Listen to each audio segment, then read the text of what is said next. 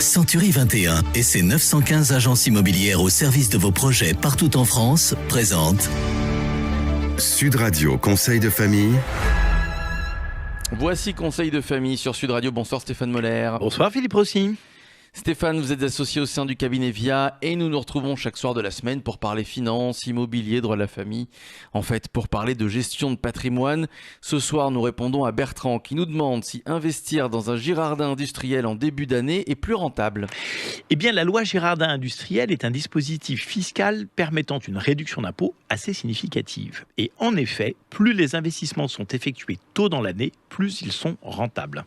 D'où l'intérêt de s'y intéresser assez tôt. Expliquez-nous Stéphane, ce qu'est le Girardin industriel. Alors la loi du 21 juillet 2003 de programme pour l'outre-mer est un dispositif visant à accompagner le développement économique des départements d'outre-mer et de faciliter le financement des matériels destinés à l'industrie ou à l'artisanat pour les PME, TPE.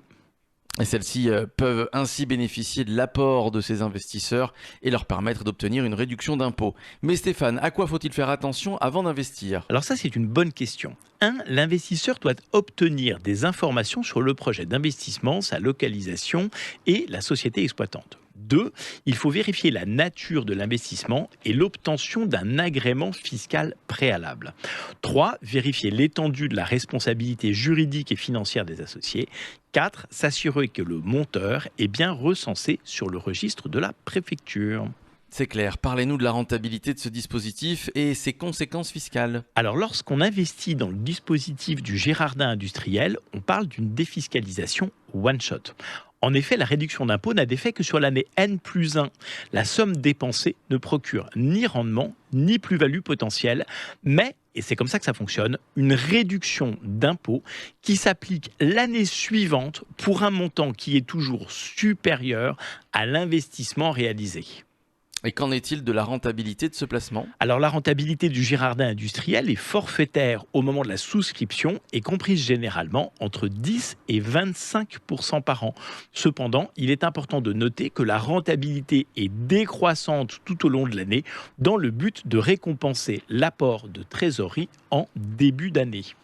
C'est-à-dire que plus on investit tôt dans l'année et plus la rentabilité augmente ? Exactement, la rentabilité est variable puisque le rendement dépend du partenaire et du montage financier, mais tous les opérateurs offrent une meilleure rentabilité en début d'année. Stéphane, quels sont les risques de ce dispositif ? Alors en premier lieu, le risque fiscal, c'est-à-dire une requalification fiscale et reprise de la réduction d'impôt par l'administration fiscale. Ce serait le cas si tous les critères que nous avons évoqués en amont d'investissement et d'exploitation n'étaient pas respectés. 2. Un risque d'exploitation. Le matériel acquis par les exploitants doit être loué pendant 5 ans. S'il est défectueux, il doit être remplacé. 3. Un risque d'utilisation frauduleuse des fonds. Les risques sont multiples. Oui, comme dans tout investissement. C'est la raison pour laquelle il faut être bien accompagné pour faire du Girardin industriel. Mais si c'est le cas, cela reste un très bon outil de défiscalisation. Merci à vous Stéphane. Est-il possible de contacter les équipes de VIA pour mettre en place un Girardin industriel ? Bien évidemment, vous pouvez laisser vos questions sur le site de Conseil de famille, conseil avec un s-2-famille.com et nous y répondrons rapidement.